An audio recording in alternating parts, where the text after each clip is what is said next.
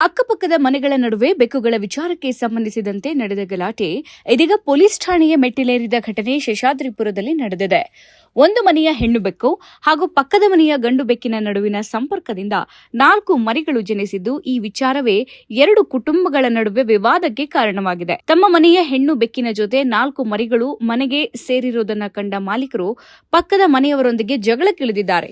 ಈ ಮರಿಗಳು ಗಂಡು ಬೆಕ್ಕಿನದ್ದೇ ಅಂತ ವಿವಾದಕ್ಕಿಳಿದ ಹೆಣ್ಣು ಬೆಕ್ಕಿನ ಮಾಲೀಕರು ಮರಿಗಳನ್ನ ಗಂಡು ಬೆಕ್ಕಿನ ಮನೆಯ ಮುಂದೆ ಬಿಸಾಡಿ ಜಗಳ ನಡೆಸಿದ್ದಾರೆ ಎನ್ನಲಾಗಿದೆ.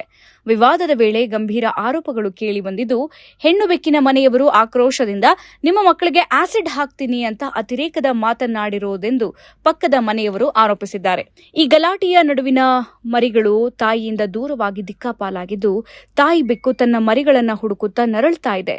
ಪರಿಸ್ಥಿತಿ ಉದ್ವಿಗ್ನಗೊಂಡ ಹಿನ್ನೆಲೆ ಗಂಡು ಬೆಕ್ಕಿನ ಮಾಲೀಕರು ಪೊಲೀಸರಿಗೆ ಮಾಹಿತಿ ಕೊಟ್ಟಿದ್ದಾರೆ. ಸ್ಥಳಕ್ಕೆ ಬಂದ ಶೇಷಾದ್ರಿಪುರ ಪೊಲೀಸರು ಎರಡೂ ಪಕ್ಷಗಳನ್ನ ಸಮಾಧಾನಪಡಿಸಿ ಜಗಳವನ್ನ ಶಮನಗೊಳಿಸಿದ್ದಾರೆ.